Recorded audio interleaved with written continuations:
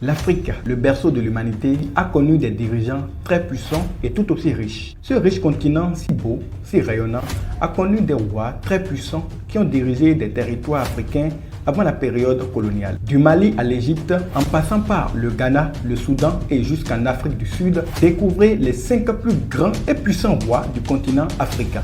Je vous demande de vous installer confortablement pour ne rien manquer. Avant de continuer, voici la question du jour. Dans quel pays africain le squelette de Lucy a-t-il été découvert? Indice 1. En Égypte, 2. Au Kenya, 3. En Éthiopie. Mettez vos réponses en commentaire et restez jusqu'à la fin pour découvrir la vraie réponse. Allons-y.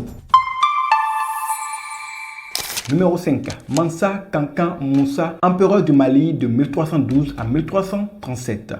Mansa Moussa, 9e souverain de l'Empire du Mali, régna de 1312 à 1337. Célèbre pour sa richesse, il est souvent considéré comme le sommet de la puissance et du prestige de l'Empire du Mali. Sa fortune, principalement tirée du contrôle du commerce de l'or et du sel, a été évaluée comme la plus grande de l'histoire, bien que son étendue précise reste incertaine. En 1324, Moussa entreprit le Hadj à la Mecque, voyageant avec une suite imposante et une quantité impressionnante d'or, suscitant l'admiration et l'attention du monde musulman. Durant son règne, il a étendu les frontières de l'Empire, incorporant des villes comme Gao et Tombouctou, et a contribué à faire de cette dernière un centre d'apprentissage islamique. Son héritage comprend également un vaste programme de construction, notamment la mosquée Djenguérebé à Tombouctou. Bien que sa richesse et sa générosité soient souvent louées, des récits divergents subsistent quant à la date et aux circonstances de sa mort, ainsi que sur sa gestion financière pendant son pèlerinage.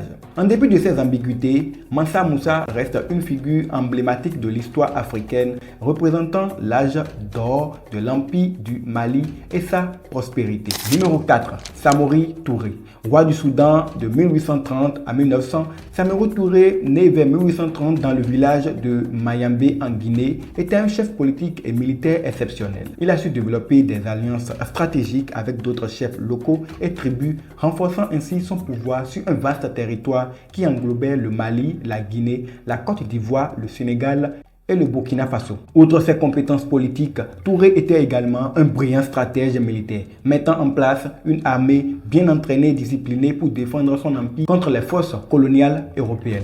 Sur le plan administratif, il a instauré un système centralisé avec des gouverneurs régionaux chargés de la collecte des impôts et du maintien de l'ordre dans les provinces, ce qui lui a permis de consolider son autorité sur un territoire aussi vaste et diversifié.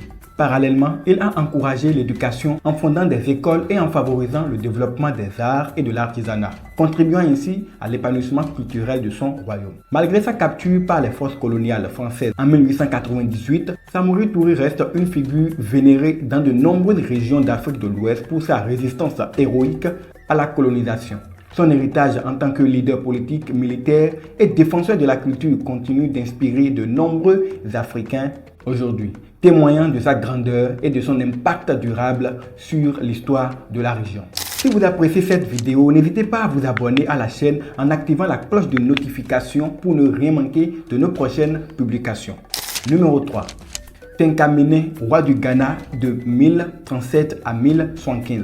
Le roi Tenkamene, dirigeant du royaume du Ghana, était connu pour son style de vie somptueux, mais aussi pour sa justice et sa vision. Malgré sa cour luxueuse, il était un souverain respecté et prospère.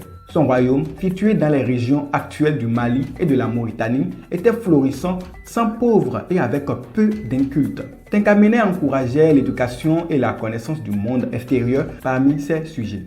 Il était également connu pour sa proximité avec le peuple, se déplaçant à cheval pour entendre leurs doléances.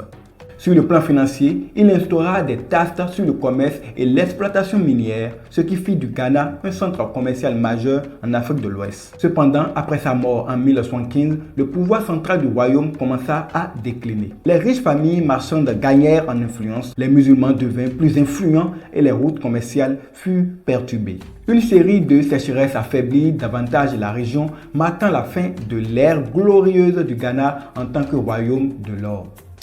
Numéro 2. Shaka Zulu, roi des Zoulous, Afrique du Sud, 1818 à 1828. Chaka, légendaire chef zoulou, aurait été le fruit d'une union illégitime et a grandi dans des circonstances difficiles marquées par le rejet et l'humiliation. Après avoir trouvé refuge chez un chef nommé Matotouas, il a été endurci par ses expériences et a développé une soif de vengeance. Intégré dans l'armée de Dengis Wayo, il est devenu un guerrier remarquable et a rapidement gagné en réputation et en influence. Après la mort de son père, Chaka a été soutenu pour prendre le pouvoir et après avoir vaincu ses adversaires, il est devenu chef souverain des Zoulous. Sous son règne, il a révolutionné la société zoulou en créant une puissante armée professionnelle et en étendant son territoire à travers des campagnes militaires. Il a remodelé son peuple en une force militaire imposant son autorité et sa langue. Sa stratégie militaire innovante et impitoyable, combinée à sa politique d'assimilation des tribus voisines, a conduit à la formation d'un empire zoulou dans le Natal. Son règne a été marqué par des conquêtes et des migrations massives de populations connues sous le nom de Mfekan. Cependant, la tyrannie croissante de Chaka et ses actions brutales ont suscité l'opposition de son propre peuple. Après la mort de sa mère en 1827, il a mené des purges massives qui ont exacerbé les tensions. Sa mort en 1828 dans des circonstances obscures a marqué la fin de son règne. Chaka a été un personnage controversé, à la fois admiré comme un grand chef et condamné pour ses méthodes brutales. Sa figure a été utilisée dans la lutte idéologique entre les Noirs et les Blancs en Afrique du Sud, présenté tantôt comme un héros national, tantôt comme un tyran barbare selon les perspectives historiques. Numéro 1. Imhotep, pharaon de l'Égypte ancienne à partir de 2200 avant Jésus-Christ. Imhotep, un chancelier égyptien du pharaon Djessé, est surtout connu comme l'architecte potentiel de la pyramide à degrés de Djessé et comme grand prêtre du dieu soleil Ré à Héliopolis. Bien que peu d'informations historiques sur Imhotep soient disponibles, il a été progressivement glorifié et divinisé au cours des 3000 ans suivant sa mort. Imhotep est célèbre pour ses réalisations en architecture et en ingénierie, souvent crédité de la conception de la pyramide de Djessé et de l'utilisation précoce de colonnes de pierre pour soutenir les bâtiments. Bien que les Égyptiens pharaoniques n'aient pas reconnu officiellement ses contributions de son vivant, il a été élevé au statut de demi-dieu de la médecine et de la guérison des milliers d'années après sa mort. Sa déification ultérieure l'a associé à Thoth, le dieu de l'architecture, des mathématiques et de la médecine, et il a été vénéré dans les temples dédiés à Thoth. Les Grecs l'ont assimilé à leur dieu de la santé, Asclépios. Imhotep est également devenu un personnage de la culture populaire apparaissant dans des films, des séries télévisées et des œuvres littéraires. Malgré son statut légendaire, l'emplacement de la tombe Imhotep reste inconnu et son historicité est confirmée par des inscriptions contemporaines, notamment sur une statue de Djessé et sur une pyramide inachevée de Sekhmet. Nous arrivons à la fin de cet instant découverte. Avez-vous trouvé la réponse à la question posée? Eh bien, la bonne réponse est le numéro 3. Le squelette de Lucie a donc été découvert en 1974 en Éthiopie, un pays d'Afrique de l'Est. Après l'analyse des 52 os retrouvés, les chercheurs ont conclu qu'il s'agissait d'une jeune australopithèque qui vivait il y a plus de 3 millions d'années, mesurant 1,10 m et âgée d'environ 20 ans. Nous venons de découvrir les grands rois du continent africain. Partagez en commentaire celui qui vous a le plus impressionné à travers son histoire. Restez connectés à notre chaîne en vous abonnant et en activant la cloche de notification pour ne rien manquer de nos prochaines publications. À bientôt.